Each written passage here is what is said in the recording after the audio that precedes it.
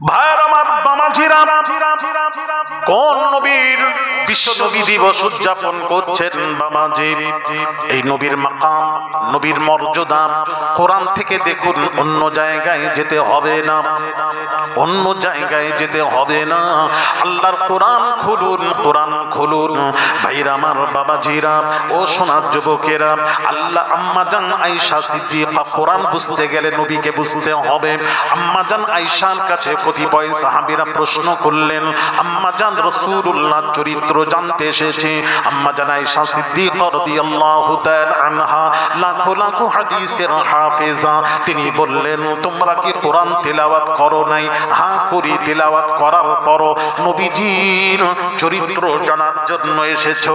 আমি আয়েশা বলছি, শুনে নাও, পুরো কোরআনটাই রাসূলের চরিত্র দিয়ে ভরপুর। যেটাই নবীর চরিত্র সেটাই 30 পারা কোরআন হয়ে বের হয়েছে। সেই কোরআন খুলুন। আল্লাহ পাক বলছেন, আসা আইয়া বাআসাকা রাব্বুকা মাকামাম মাহমুদা। আল্লাহ পাক বলছেন, আমার হাবিবকে আমি সবচেয়ে উঁচু মাকাম হলো মাকামে মাহমুদ, ওই উঁচু মাকাম আমি আল্লাহ আমার হাবিবকে আতা করলাম। সবচেয়ে উঁচু মাকাম কোন নবীর নয়, সব নবী নিচে থাকবেন, আর মাকামে মাহমুদে দয়ার নবী রাহমাতুল লিল আলামিন অবস্থান করবেন কিয়ামতের দিন। সবচেয়ে উঁচু মাকাম কোরআন বলছে। ভাইরা আমার, বাবাজিরা, দয়ার নবী রাহমাতুল লিল আলামিন, বুখারীর হাদিস, মাকামে মাহমুদে নবীজি সাজদায় পড়ে থাকবেন, সাজদায় পড়ে যাবেন। যখন সাজদায় পড়ে যাবেন, আমার দিকে লক্ষ্য করবেন, সাজদায় পড়ে যাবেন, সাজদায় পড়ে যাবেন। আমার আল্লাহ পাক কি বলবেন শুনুন, ইয়া মুহাম্মদ ইরফা রাসাক সালতুতা ওয়াশফা তুশাফা, রাওয়াহুল বুখারী। বুখারীর হাদিস, দয়ার নবী রাহমাতুল লিল আলামিন হুজুরের সাথে আল্লাহর নবী বাবাজি কিয়ামতের দিন আল্লাহ তার হাবিবকে বলবেন, বন্ধুরে, ইয়া মুহাম্মদ ইরফা রাসাক, এই বন্ধু মাথা মোবারক তুলুন, নূরানি চেহারা দেখান, কি চান বলুন। আল্লাহ বলবেন, এ হাবিব কি চান বলুন, যা চাইবেন আমি তাই দেব। বন্ধুরে, সুপারিশ করুন, আমি আল্লাহ সর্বপ্রথম আপনার সুপারিশ আমি আল্লাহ মঞ্জুর করব। হায় হায় হায়, ভাইরা আমার, বাবাজিরা, আল্লাহর আদেশ হবে, নবীজি মাথা মোবারক তুলবেন। আল্লাহ বলবেন, বন্ধু কি চাও বলো। আল্লাহর নবী বলবেন, মাবুদ, আমার গুনাহগার উম্মতেরা জাহান্নামে আছে, তাদের কি হবে? কোন নবী পেয়েছি? শোনা গো, সব নবী আরে কিতাব পড়লে বোঝা যায়, বাবাজি হাসরের মাঠে বাবাজি জাহান্নামকে 70,000 লাগাম লাগানো হবে। জাহান্নামকে 70,000 ফেরেশতা জাহান্নামকে টেনে হাসরবাসীর কাছে যখন আনা হবে, জাহান্নামের গর্জন শুনে সব বেহুশ হয়ে যাবে হাসরবাসীরা, সব নবীরাও বেহুশ হয়ে যাবেন। এমন সময় বাবাজি যখন একটা একটা করে হোশে আসবেন, সব নবীরাও বলবেন, আল্লাহ গো। নূহ নবী বলবেন, আল্লাহ তুমি আমাকে বাঁচাও। ইব্রাহিম নবী বলবেন, আল্লাহ আমাকে বাঁচাও। দাউদ নবী বলবেন, আল্লাহ আমাকে বাঁচাও। সুলাইমান নবী বলবেন, আল্লাহ আমাকে বাঁচাও। ইউসুফ নবী বলবেন, আল্লাহ আমাকে বাঁচাও। ইয়াকুব নবী বলবেন, আল্লাহ আমাকে বাঁচাও। হযরত মুসা নবী বলবেন, আল্লাহ আমাকে বাঁচাও। ঈসা নবী বলবেন, আল্লাহ আমাকে বাঁচাও। সব নবীরা বলবেন, আল্লাহ আমাকে বাঁচাও, আমাকে বাঁচাও, আমাকে বাঁচাও। আমার আপনার নবী দয়ার নবী রাহমাতুল লিল আলামিন কি বলবেন? সেদিন নবী বলবেন, আল্লাহ আমাকে নয়, আমার গুনাহগার উম্মত গুলিকে জাহান্নাম থেকে বাঁচিয়ে নাও। আর একটু জোরে, হায় হায়, কোন নবী বাবা? চিন্তা করেছেন? এই ছেলেরা, বাবাজিরা, মা বোনেরা, কোন নবী? ভাইয়ারা আমার, বাবাজিরা, কাফের বেদিনেরা নবীকে মারছে, মাথা ফাটিয়ে দিয়েছে, রক্ত মোবারক ঝরঝর করে পড়ছে। বাবা আমার, ভাইরা আমার, বাবাজিরা, ও ও সোনার যুবকেরা, রক্ত মোবারক খুন মোবারক ঝরে এবার জমিনে পড়বে। এখান থেকে রক্ত মোবারক জমিনে পড়তে কত সময় লাগবে? কত মিনিট লাগবে? এখান থেকে কথা বুঝতে পারছেন না? আমার মাথায় মারলো একজন, এখান থেকে ফেটে রক্ত বেরোচ্ছে, এখান থেকে রক্ত ঝরছে, ঝরে জমিনে মাটিতে পড়তে কত সময় লাগবে? হ্যাঁ, আচ্ছা ওইটাই জিজ্ঞেস করছি। আচ্ছা আচ্ছা, সেকেন্ড লাগবে না? হ্যাঁ সেকেন্ড লাগবে, তা 2-3 সেকেন্ড লাগবে, খুব জোর।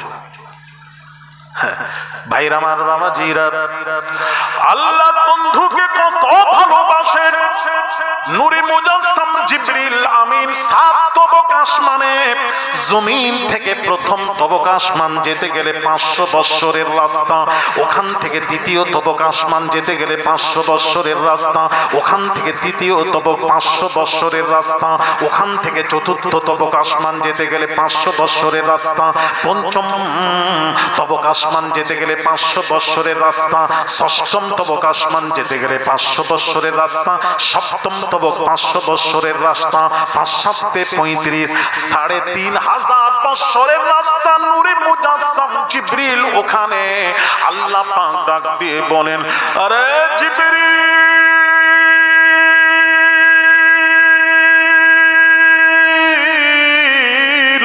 আমার বন্ধুর দুশ্মনেরা বন্ধুর মাথা ফাটিয়ে দিয়েছে, আমার বন্ধুর খুন মোবারক ঝরেছে, আমার বন্ধুর খুন মোবারক ঝরে যদি মাটিতে জমিনে পড়ে যায়, কিয়ামত হয়ে যাবে, কিয়ামত হয়ে যাবে, কিয়ামত হয়ে যাবে। ওই জমিন কখনো ফসল দেবে না, দেবে না, দেবে না। আল্লাহ বললেন, জিবরিল তাড়াতাড়ি যাও, আমার হাবিবের খুন মোবারকটা জমিনে পড়তে দিও না, দিও না, দিও না, দিও না। নূরে মুজাসসাম জিবরিল আমিন বললেন, আল্লাহ আমাকে যখন আদেশ করলেন, আল্লাহর আদেশ পেয়ে আমি সেই দিন আমি আমার জীবনের সমস্ত শরীরে শক্তি প্রয়োগ করেছি। 3 বার আমার জীবনের 3 বার সমস্ত শরীরে শক্তি প্রয়োগ করেছি, 3 বার, 3 বার, 3 বার। প্রথমবার হলো আল্লাহ আমাকে হুকুম করলেন, 7 তবক আসমানে যাও, আমার হাবিবের খুন মোবারক জমিনে পড়তে দিও না, তাড়াতাড়ি যাও, জিবরিল ধরবে যাও।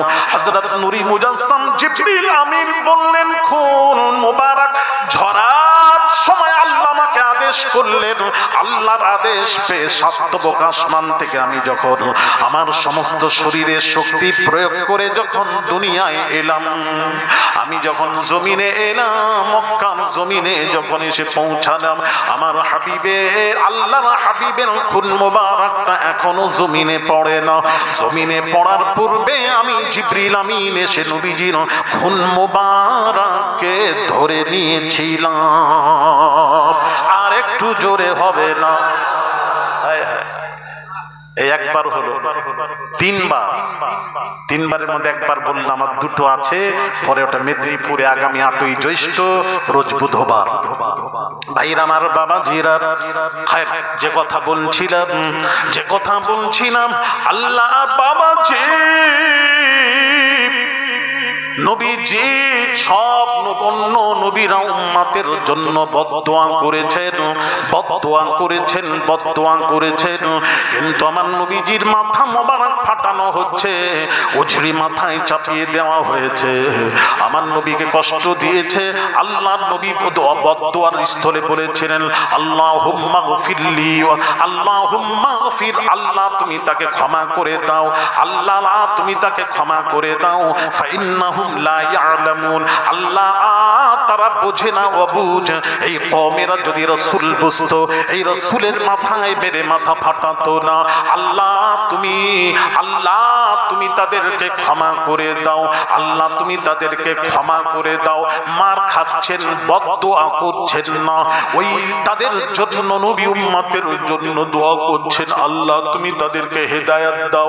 আল্লাহ ওই কওমের মধ্যে কেউ না কেউ কলেমা পড়ে ঈমান আনতে পারে, আল্লাহ হেদায়েত দাও, রাসূল বোঝার তৌফিক দাও। ভাইয়ের আমার, বাবা জিরা, সেই দয়ার নবী রাহমাতুল লিল আলামিন আলামিন সেদিন মাথা মোবারক তুলে বলবেন, আল্লাহ গো, ওই আমার গুনাহগার উম্মত জাহান্নামে আছে, ইযা লা আরদা ওয়া ওয়াহিদুম মিন উম্মতি ফিন্নার। আল্লাহ গো, আমার একটা উম্মত যদি জাহান্নামে থাকে, তুমি আমাকে রাজি খুশি করাতে পারবে না। আরো জোরে বলুন। আল্লাহ বললেন, বন্ধুরে যাও, মিসকাল যাররাতিন মিনাল ঈমান, যার অন্তরে সরষে দানা পরিমাণ ঈমান আছে, বন্ধুরে আপনি যান, তাদেরকে, আপনার উম্মতকে, ঈমান যাদের আছে তাদেরকে জাহান্নাম, কতটা সরষে দানা পরিমাণ, তাদেরকে জাহান্নাম থেকে বের করে আনবেন। যান, আল্লাহর আদেশ পেয়ে নবীজি যাবেন, তাদেরকে জাহান্নাম থেকে বের করে জান্নাতে পৌঁছে দিয়ে আবার সাজদায় পড়ে যাবেন। আবার আল্লাহ বলবেন, ইয়া মুহাম্মদ ইরফা রাসাক সানতুতা ওয়াশফা তুশাফা। বন্ধু মাথা মোবারক তুলুন। আস্তে আস্তে মোবাইলটা ঘুরে যাচ্ছে আমার দিকে, বুঝতে পারছি না ওর কি চাকা টাকা আছে না। আমি ওয়াজি বন্ধ করে দেব, আমাকে পুরো ঘোরাও, পুরো ঘোরাও, আরো ঘোরাও না, আরো ঘোরাও, আরো ঘোরাও। এদেরকে বললে শোনে না, যারা করছে, তুমি আমাকে মানা করলে শোনো না, কেন করছি, শুনবে যেখানে। বাবা বসেন, এটা ডিস্টার্ব করো না, আমাকে ওয়াজ করতে দাও। এরা বোঝে না কেন। মুহাব্বতে দরুদ শরীফ, আল্লাহুম্মা সাল্লি আলা। ঠিক আছে, বলে দিচ্ছি, আর করো না বাবা। ওয়া আলা আলে সাইয়্যিদিনা। ভাইরা আমার, বাবাজিরা, ও সোনার যুবকেরা, আমার নবী তাদেরকে হাত ধরে জাহান্নাম থেকে বের করে জান্নাতে পৌঁছে দিয়ে আবার সাজদায় পড়ে যাবে। হাদিস শরীফ, বুখারীর হাদিস পড়ছি বাবা। আল্লাহ বলবেন, ইয়া মুহাম্মদ ইরফা রাসাক সালতুতা ওয়াশফা তুশাফা। হে হাবিব, মাথা মোবারক তুলুন, কি চান বলুন, যা চাইবেন তাই দেব, সুপারিশ করুন, মঞ্জুর করব। হাবিব মাথা মোবারক তুলবেন, তুলেই বলবেন, আল্লাহ তার চেয়েও কম পরিমাণ ঈমান যাদের আছে তারাও জাহান্নামে আছে, তাদের কি হবে?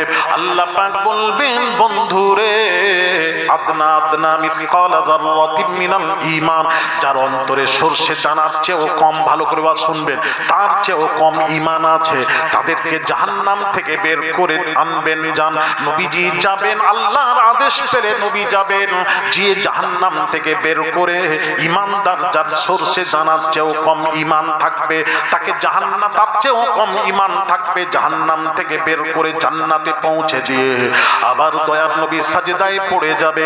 আল্লাহ পাক বলবেন, ইয়া মুহাম্মদ ইরফা রাসাক সালতুতা ওয়াশফা তুশাফা। হাবিব মাথা মোবারক তুলুন, কি চান বলুন, যা চাইবেন তাই দেব, সুপারিশ করুন, মঞ্জুর করব। দয়ার নবী মাথা মোবারক তুলবেন, তুলে বলবেন, আল্লাহ গো, তার চেয়েও কম পরিমাণ ঈমান যাদের আছে তারাও তো জাহান্নামে আছে, আমার উম্মত জাহান্নামে আছে, তাদের কি হবে? কোন নবী পেয়েছি বাবা, কোন নবী আমরা পেয়েছি? দয়ার নবী রাহমাতুল লিল আলামিন। ভাইয়ের আমার, বাবাজিরা গো, আমার নবী সম্পর্কে হাদিস শরীফ খুলে দেখুন।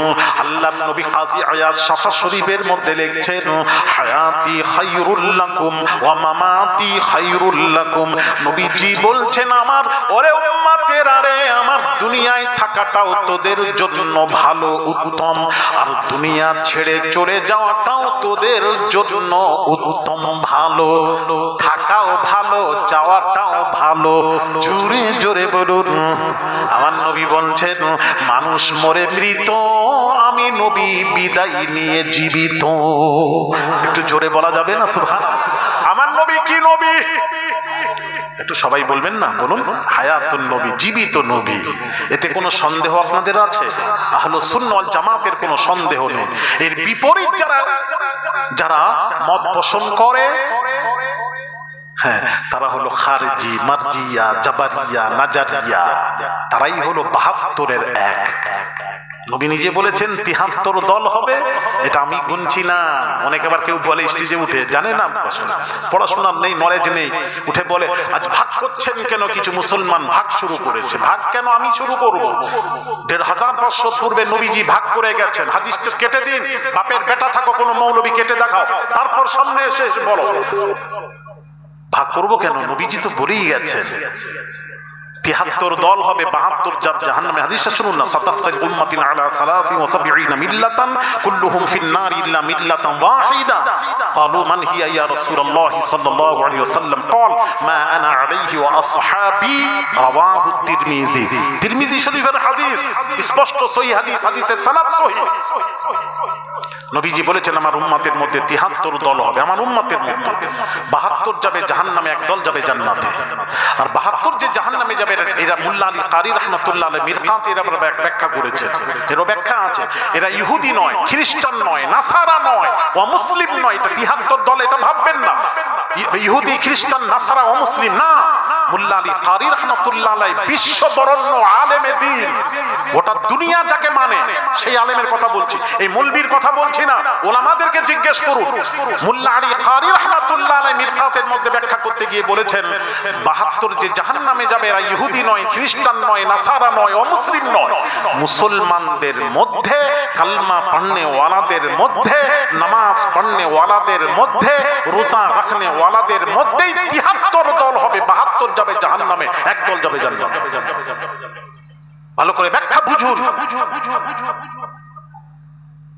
রাসূল নাকি মরে গেছেন, কিছু কিছু ইউটিউবে দেখা যায়, আপনারাও দেখবেন, নবী মরে গেছেন, মৃত্যুর মরে গেছেন।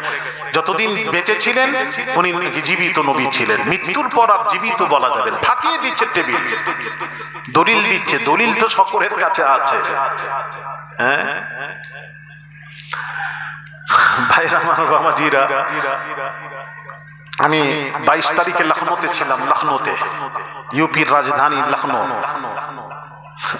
ওখানে ইমামবাড়াতে নিয়ে গেল, দেখলাম ওখানে গুটিতে ওরা সাজদা দেয়। একটা গুটি রাখা থাকে, মসজিদে রাখা আছে, ওই কাঠের তৈরি আছে, অনেক জায়গায় গুটিও আছে, পাথর আছে, ওই পাথরে তারা, গুটিতে পাথরে তারা সাজদা দেয়, জমিনে সাজদা দেয়। এরা শিয়া সম্প্রদায়। তো জিজ্ঞেস করলাম একজনকে, বলে হ্যাঁ দলিল আছে, সব দলিল আছে। বলে ওটা সঠিক দলিল এটাই। হ্যাঁ, আমি আর তর্ক না করে, আমি বুঝে না কিছু, আমরা একটা ফার্সিতে একটা শব্দ পড়েছি, আমি দু একটা কথা বললাম, সে তো বোঝে না, সে একটাই বুঝে রেখেছে এইটাই সঠিক।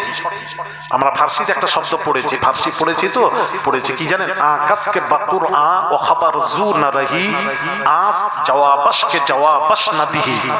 এর অর্থ হলো যে কোরআন হাদিসের জ্ঞান নেই, তার সাথে কথা না বলে, তর্ক না করে চুপ থাকাই ভালো। আমি তখন চুপ করলাম, আমি বোঝাতে পারবো না, আমি কোরআন হাদিস বলছি, তো বুঝেই না, তার সাথে আমি কি কথা বলবো বলো? দলিল সকলের কাছে আছে, এবার দলিলটা কতটুকু সঠিক এটা একটু জানার বিষয়। এই জন্য বললাম না, কোরআন বলছে আমাকে পড়ে মানুষ গুমরাহ হয়, আবার আমাকে পড়ে মানুষ হিদায়াত হয়। কোরআনের আয়াত, ইউদিল্লু বিহি কাসীরা ওয়া ইয়াহদি বিহি কাসীরা, কোরআন নিজেই বলছে। তাহলে কোরআন পড়ে গুমরাহ হবো কেন? প্রশ্ন। সঠিক ব্যাখ্যা যখন করবেন না, তখন গুমরাহ হবেন, পথভ্রষ্ট হবে। দেখুন একজন ব্যাখ্যা করছে, আমি নিজে শুনলাম ওয়াজে, আপনি শুনবেন, ইউটিউব এখন তো সুবিধা, খুলবেন, খুলতে দেখতে দেখবেন না, একজন ওয়াজ করছে, কি ওয়াজ করছেন শুনেন, কোরআন শরীফে আয়াত, ওয়াজাদাকা দাল্লান ফাহাদা। আল্লাহ পাক কোরআনে বলছেন, ওয়াজাদাকা দাল্লান ফাহাদা, এই হাবিব আপনাকে আমি পেয়েছি, দাল্লানের অর্থ হলো পথভ্রষ্ট। আল্লাহ বলছেন, এই বন্ধু আপনাকে আমি পথভ্রষ্ট পেয়েছি, ফাহাদা পরে আপনাকে হেদায়েত দিয়েছি। জোরে বলো সুবহানাল্লাহ।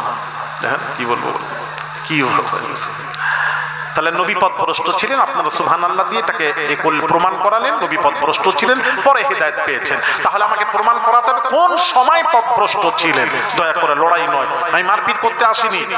অনুরোধ করছি শিক্ষিত জ্ঞানী গুণী যারা আছেন একটু দাঁড়িয়ে, একজন দাঁড়িয়ে বলেন রাসূল শিশু অবস্থায় বা 40 বছরের পূর্বে রাসূল গুমরাহ আপনার গুনাহগার ছিলেন, পরে হেদায়েত হয়েছেন। পথভ্রষ্ট ছিলেন, পরে 40 বছর পর হেদায়েত পেয়েছেন। 40 বছর পর ঠিক ছিলেন, 40 বছর পূর্বে তিনি গুমরাহ ছিলেন।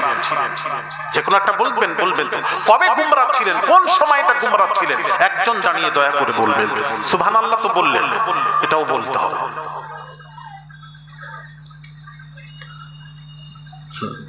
তার মানে জাহান্নামে চলে যাচ্ছে বলে সুবহানাল্লাহ, পানিতে ডুবে যাচ্ছে বলে মাশাআল্লাহ মাশাআল্লাহ।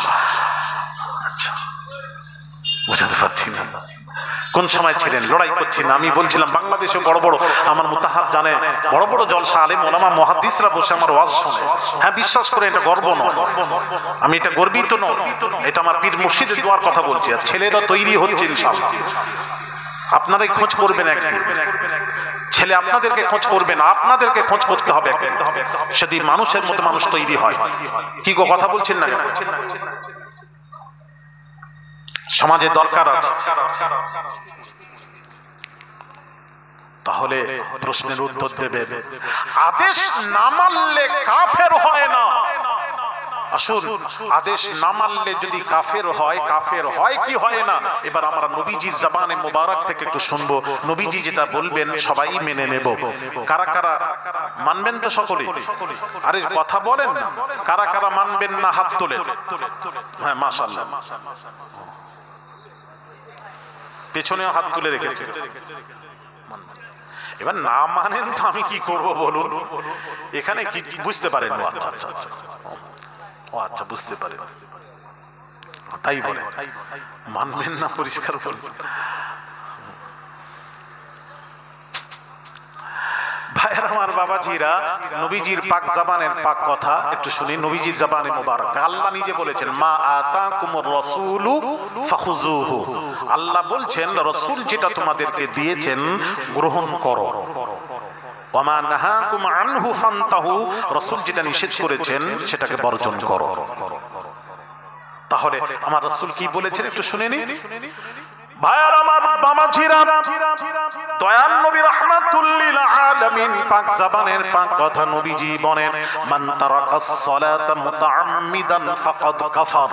যে ব্যক্তি জেনে শুনে নামাজ ছেড়ে দিল, জেনে শুনে নামাজ ছেড়ে দিল, নামাজ পড়লো না, আল্লাহর আদেশ মানলো না, জেনে শুনে, নবীজি বলছেন তাদের সম্পর্কে, দয়াল নবীর পাক জবানের পাক কথা নবী বলছেন কাদ কাফার, সে কাফেরের কাজ করলো, কাফের নয়।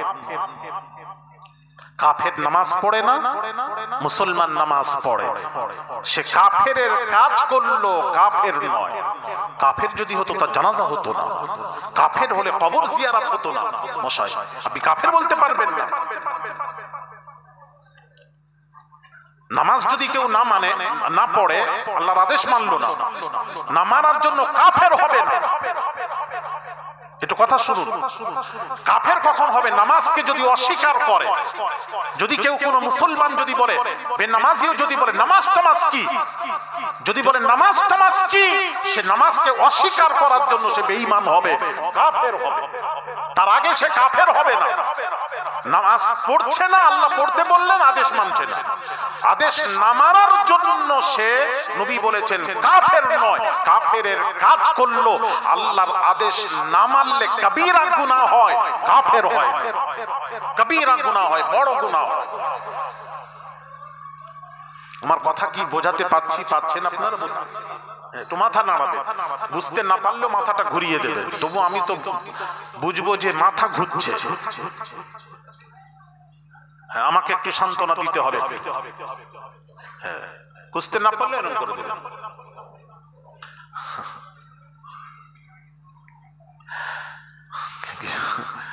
ভাইরা আমার, বাবা, আমাকে কিন্তু চালাতে হবে, তেল দিতে হবে, নাহলে আমি চলবো কি করে? আর আমার তেল ওই তেল নয়, একটু হা না ব্যাস, একটু মাথাটা নাড়াবেন যাতে বুঝতে পারি ওয়াজ বোঝাতে পারছি। আমি যে এসেছি আমি সার্থক হব তখন যদি আমি ওয়াজ বোঝাতে পারি আপনাদেরকে। ঠিক আছে, এখানেও চলছে, আমারও চলছে, এবার কি বলবেন বলে, কি বলবো, ও আমারও শুনছে, ওটা রেকর্ডিংও শুনছে, ওটা বন্ধ কর, আমার ডিস্টার্ব হচ্ছে। নবীজি বলছেন নামাজ যদি না পড়ে সে কবিরা গুনাহ করলো, বড় গুনাহ করলো। এই বড় গুনার জন্য নবীজি কি বলেছেন তার সম্পর্কে একটু হাদিস শরীফ শুনি। নবীজির পাক জবানের পাক কথা শুনি, কোথাও যাব না, অন্য জায়গায় যেতে হবে না, নবীজি যেটা বলেছেন শুনুন। আল্লাহ নবী, দয়ার নবী, রাহমাতুল লিল আলামিন হুজুর ইরশাদ করেন, মাল্লাম ইউহাফিজ আলা সালাতি লাম ইয়াকুল লাহু ইয়াউমাল কিয়ামাতি নূরুন ওয়ালা বুরহানুন ওয়ালা নাজাতুন ওয়া কানা ইয়াউমাল কিয়ামাতি মা কারুন আও ফিরআউন আও হামান আও উবাই ইবনে খালফ।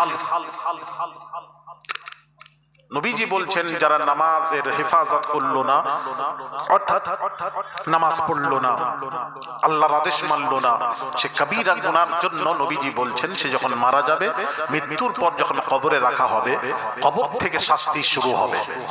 নবীজি বলছেন কবর থেকে শাস্তি শুরু হবে এবং কবর থেকে যখন তাকে তোলা হবে, কারুন, ফিরআউন, হামান, উবাই ইবনে খালফের সাথে তার হাসর নাসর হবে। নবীজির হাদিস। তাহলে জানতে পারলাম যারা আল্লাহর আদেশ মানল না, কবিরা গুনাহ করার জন্য কবর থেকে শাস্তি হবে, কবর থেকে যখন তাকে তোলা হবে, কারুন, ফিরআউন, হামান, উবাই ইবনে খালফের সাথে তার হাসর নাসর হবে। রাসূলুল্লাহর হাদিস, মান তাশাব্বাহা বিকাউমিন ফাহুয়া মিনহুম, যে যা মুশাবাহাত ইখতিয়ার করবে তার সাথে তার হাসর নাসর হবে। তাহলে হাদিস অনুযায়ী তার সাথে হাসর নাসর হবে, এটা বোঝা গেল। এবার একটু প্রশ্ন আছে, প্রশ্ন আছে একটু বুঝবেন। কারুন, ফিরআউন, হামান, উবাই ইবনে খালফ, সে তো তারা তো জাহান্নামী, তারা সরাসরি কাফের, তারা তো সরাসরি কাফের। তাদের সম্পর্কে নবীজি বলেছেন, আল্লাহ পাক কোরআন পাকে বলেন, ফি নারি জাহান্নাম খালিদান ফিহা, কাফেররা হামেশার জন্য জাহান্নামে থাকবে, জাহান্নাম থেকে বের হতে পারবে না। যারা কাফের, তারা অস্বীকার করেছে আল্লাহ তার রাসূলকে, অস্বীকার করে কাফের হয়েছে, মুশরিক হয়েছে, তারা কখনো তাদের ঠিকানা হামেশার জন্য জাহান্নাম। কোরআন, কোরআনের ফয়সালা, আল্লাহ ফয়সালা দিয়ে দিয়েছে। এইবার প্রশ্ন, যে মুসলমানটি নামাজ না পড়ে মারা গেল, সে তো মুসলমান, বেনামাজি মোল্লা আপনাদের এখানে জানাজা হয় না তো? কথাও বলেনি, হয়। ইমাম সাহেব জানাজা পড়ান, আমরা পড়াই, যাই হোক পড়াই, পড়ানোর পর তাকে দাফন করা হয়, তার কবর জিয়ারত করা হয়। তাহলে বোঝা গেল কাফেরের কবর জিয়ারত হয় না, কাফেরের জানাজা হয় না, কাফেরের জানাজা হয় না, কাফেরের জিয়ারত হয় না। এখানে একটু কথা বলে দিই, এখানে একটু কথা বলি।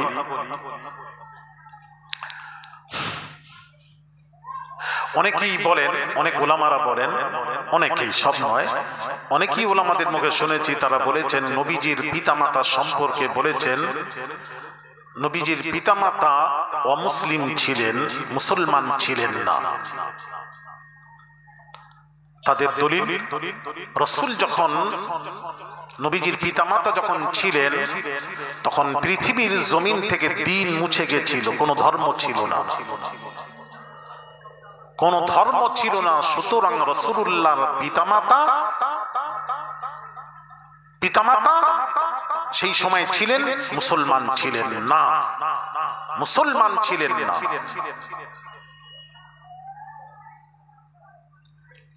পাঁচ ওলামারা বলেছেন মুসলমান ছিলেন না। আস্তাগফিরুল্লাহল আযীম, আস্তাগফিরুল্লাহল আযীম, আস্তাগফিরুল্লাহল আযীম।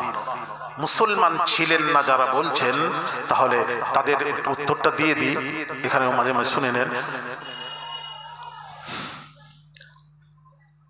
রাসূল পাক সাল্লাল্লাহু আলাইহি সাল্লামের পিতামাতা মুসলমান ছিলেন না। এখন প্রশ্ন, তারা যখন ছিলেন তখন তো পৃথিবীর জমিন থেকে দিন মুছে গেছিল। এখন প্রশ্ন আসবে, রাসূলুল্লাহর পিতামাতা কোন ধর্মের উপর ছিলেন? প্রশ্ন, রাসূলের পিতামাতা ছিলেন আসহাবে ফিতরাতের উপর ছিলেন।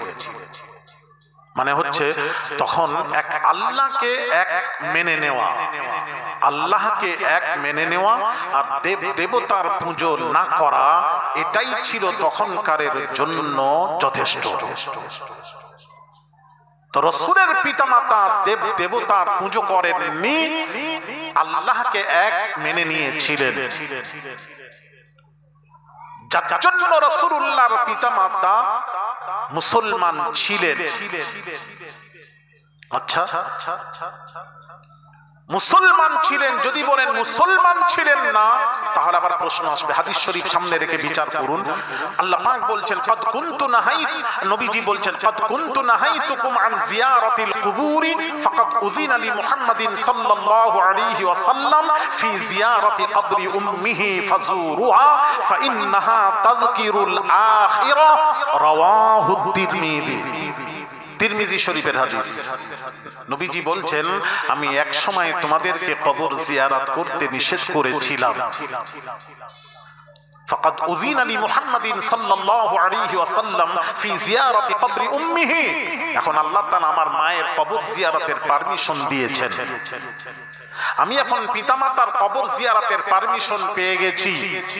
নবী বলছেন, আমি যখন পিতামাতার কবর জিয়ারতের পারমিশন পেয়ে গেছি, ফাজুরুহা, তোমাদেরকেও জিয়ারতের কবর জিয়ারতের পারমিশন দিয়ে দিলাম, তোমরাও কবর জিয়ারত করো। ফাজুরুহা, রাওয়াহু তিরমিজি। কবর জিয়ারত করার অনুমতি দিয়েছেন। এবার আসুন, রাসূলুল্লাহর পিতামাতা যদি অমুসলিম হতেন, তাহলে কবর জিয়ারতের পারমিশন আল্লাহ দিতেন না। কবর জিয়ারতের পারমিশন যখন নবী পেয়ে গেছেন, তাহলে স্পষ্ট হয়ে গেল নবীর পিতামাতা অমুসলিম থাকলে কবর জিয়ারতের পারমিশন নেই। কারণ কোরআন বলেছে, লা তাকুম আলা কবরি ইন্নাহুম কাফারু বিল্লাহি ওয়া রাসূলিহি। তাহলে কোরআনের আয়াত অনুযায়ী আল্লাহ পারমিশন দিতেন না জিয়ারতের। জিয়ারতের যখন পারমিশন দিয়েছেন, বোঝা গেল রাসূলুল্লাহর পিতামাতা মুসলমান ছিলেন। আমি বোঝাতে পারছি না বোধহয়? একটু কথা বলুন, বুঝতে পারছেন? তা রাসূলুল্লাহ পিতামাতা মুসলমান ছিলেন না অমুসলিম ছিলেন? আচ্ছা, হ্যালো। এখন আবার একটা প্রশ্ন আসবে, ওটাও একটু পরিষ্কার করি। হ্যাঁ, করে দিই।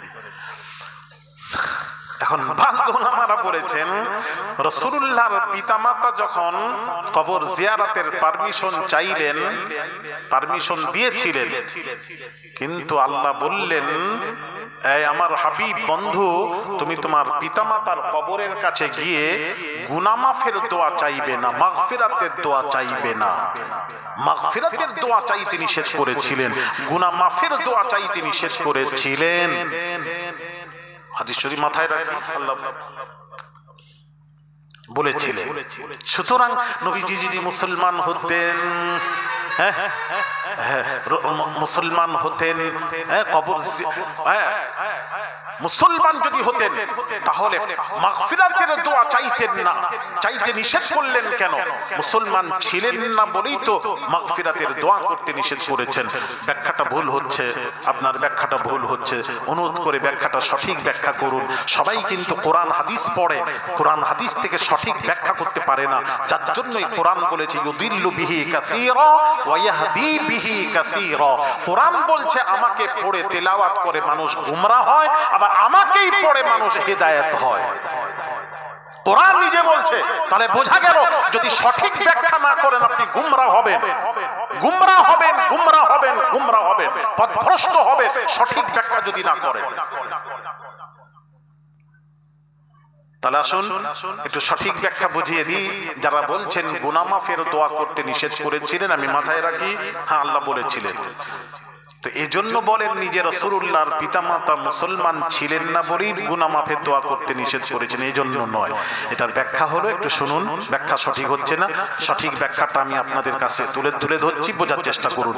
মানলে মানবেন, গ্রহণ করুন, নাহলে অন্য কাউকে দিয়ে দেবেন, অসুবিধা নেই, মারামারি করতে আসেনি।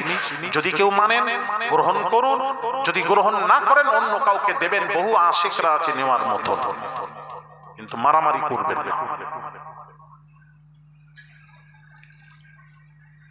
ঠিক আছে, এই উত্তরটা দিয়ে দিই, দেব না? থাক, আজকের নয়, মেদিনীপুরে দেব। হ্যাঁ, 2-4 জন শুনবেন? দেখেন, সব সিদ্ধান্ত নেন আপনারা, সবাই শুনলে এখানেই বল, শুনবেন?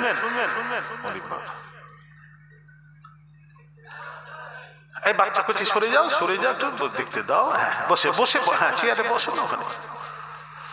ভাই আমার, বাবাজিরা, উত্তরটা শোনেন ভালো করে। উত্তরটা হলো, আল্লাহ যে বললেন, বন্ধু আপনি আপনার পিতামাতার জন্য গুনাহ মাফের দোয়া চাইবেন না বলেছেন। কেন বললেন? এই জন্য বললেন, আমার হাবিব, আমার দোস্ত, আমার বন্ধু, আল্লাহ বলছেন আপনি আপনার পিতামাতার জন্য গুনাহ মাফের দোয়া চাইবেন না। কারণ হলো আপনার পিতামাতা তো গুনাহগারই ছিলেন না, গুনাহগার হলে তো গুনাহ মাফের দোয়া। কথা বোঝাতে পারছি না বোধহয়? আমি আর একটু পরিষ্কার করি এটাকে, যাতে করে বুঝতে পারেন। এই জন্য বড়দের দোয়া, আমরা মারা গেলে আমাদের জানাজার দোয়া আলাদা, আর শিশুদের দোয়া আলাদা। জানেন এটা? শিশুদের দোয়া আলাদা। শিশুর দোয়া হলো, আল্লাহুম্মা জাআলহু লানা ফারাতান ওয়া জাআলহু লানা আজরান ওয়া যুখরা ওয়া জাআলহু লানা শাফিআন ওয়া মুশাফফা। এটা শিশুদের। আর আমরা মরে গেলে আমাদের জানাজার দোয়া আলাদা। কি? আল্লাহুম্মা গফির লিহাইয়িনা ওয়া মাইয়িতিনা ওয়া শাহিদিনা ওয়া গায়িবিনা ওয়া সাগীরিনা ওয়া কাবীরিনা ওয়া যাকারিনা ওয়া উনসা। আমাদের দোয়া মানে কি? আমাদের যখন দোয়া হয়, বড়রা মারা গেলে, আল্লাহ তুমি তাকে মাফ করে দাও, ক্ষমা করে দাও, কারণ আমরা গুনাহগার। আর শিশু বাচ্চা মারা গেলে তাদের জন্য খবরদার গুনাহ মাফের দোয়া চাইবেন না। তারা তো শিশু, তারা তো মাসুম, বেগুনাহ, নিষ্পাপ। যারা নিষ্পাপ মারা যায়, যাদের উপর ফরজ নামাজ রোজা ফরজ হয় না, এই সব শিশু যখন মারা যায়, মৃত্যুর পর ইব্রাহিম নবীর কোলে লালন পালন হয়, তাদেরকে খবরদার আপনারা ভুলেও কোনো পিতামাতা তাদের জন্য বলবেন না আল্লাহ আমার ছেলেকে মাফ করে দাও। অনেকেই ভুল বুঝে বলে ফেলে, আল্লাহ আমার বাচ্চা মারা গেছেন হুজুর। আমি বললাম কমাস? বলে হুজুর 1.5 বছরে মারা গেছে, 1.5 বছরে মারা গেছে, দোয়া করবেন আমার বাচ্চা। কে বলছে 6 বছরে মারা গেছেন, দোয়া করবেন আমার বাচ্চাকে, দোয়া করবেন। আমি বললাম 6 বছর বাচ্চা মারা গেলে, 1 বছর 2 বছর 6 মাস বাচ্চা মারা গেলে তাদের জন্য গুনাহ মাফের দোয়া করতে নেই, কারণ তারা তো নিষ্পাপ, বেগুনাহ, তাদের তো গুনাহই নেই। যাদের গুনাহ আছে তাদের গুনাহ মাফের দোয়া। আর আল্লাহ বলছেন, এই বন্ধু আপনার পিতামাতার জন্য গুনাহ মাফের দোয়া চাইবেন না, তার কারণ আপনার পিতামাতা তো গুনাহগারই ছিলেন না। গুনাহগার হলে তো গুনাহ মাফের দোয়া। আর এই মৌলবীরা ব্যাখ্যা করছে রাসূলুল্লাহর পিতামাতা গুনাহ মাফের দোয়া করতে নিষেধ করেছেন, মানে রাসূলের পিতামাতা মুসলমান ছিলেন না। এটা কোনো মানে হলো? এই ব্যাখ্যা করে সে গুমরাহ হয়েছে, পথভ্রষ্ট হয়েছে।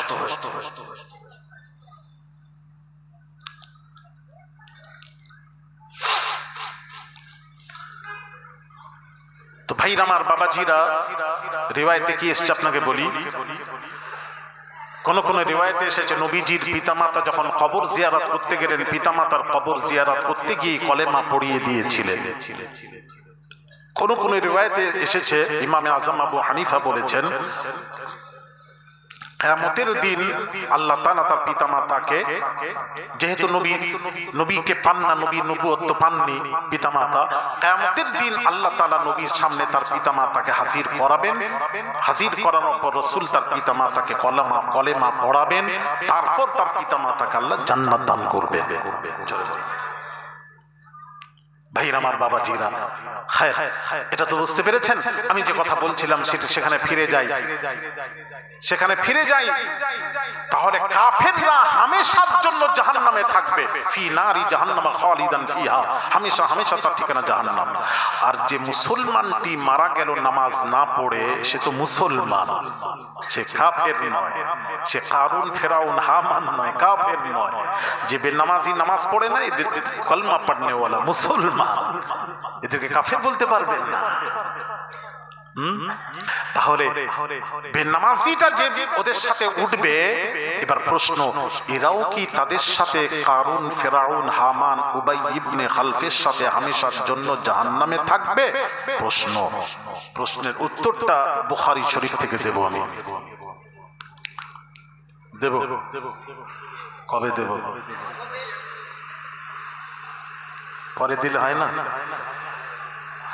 ছেলেরা শুনছো, ঠিক আছে। কুয়াশা ছিল, কুয়াশা পরিষ্কার হয়ে গেছে, অসুবিধা নেই। একটু শোনেন, আমার ওয়াজ কি বোঝা যাচ্ছে? আপনারা বুঝতে পারছেন?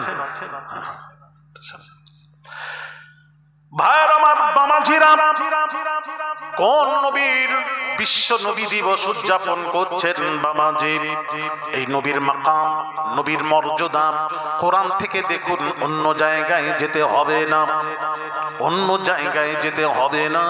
আল্লাহর কোরআন খুলুন ভাইরা আমার বাবাজিরা, ও সোনার যুবকেরা। আল্লাহ আম্মাজান আয়েশা সিদ্দিকা, কোরআন বুঝতে গেলে নবীকে বুঝতে হবে। আম্মাজান আয়েশার কাছে কতিপয় সাহাবীরা প্রশ্ন করলেন, আম্মাজান রাসূলুল্লাহ চরিত্র জানতে এসেছে।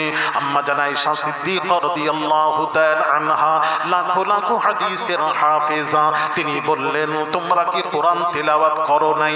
হ্যাঁ করি, তেলাওয়াত করার পরও নবীজির চরিত্র জানার জন্য এসেছো। আমি আয়েশা বলছি, শুনে নাও, পুরো কোরআনটাই রাসূলের চরিত্র দিয়ে ভরপুর। যেটাই নবীর চরিত্র, সেটাই 30 পারা কোরআন হয়ে বের হয়েছে। সেই কোরআন খুলুন। আল্লাহ পাক বলছেন, আসা আইয়া বাআসাকা রাব্বুকা মাকামাম মাহমুদা। আল্লাহ পাক বলছেন, আমার হাবিবকে আমি সবচেয়ে উঁচু মাকাম হলো মাকামে মাহমুদ, ওই উঁচু মাকাম আমি আল্লাহ আমার হাবিবকে আতা করলাম। সবচেয়ে উঁচু মাকাম কোন নবীর নয়, সব নবী নিচে থাকবেন, আর মাকামে মাহমুদে দয়াল নবী রাহমাতুল লিল আলামিন অবস্থান করবেন কিয়ামতের দিন। সবচেয়ে উঁচু মাকাম কোরআন বলছে।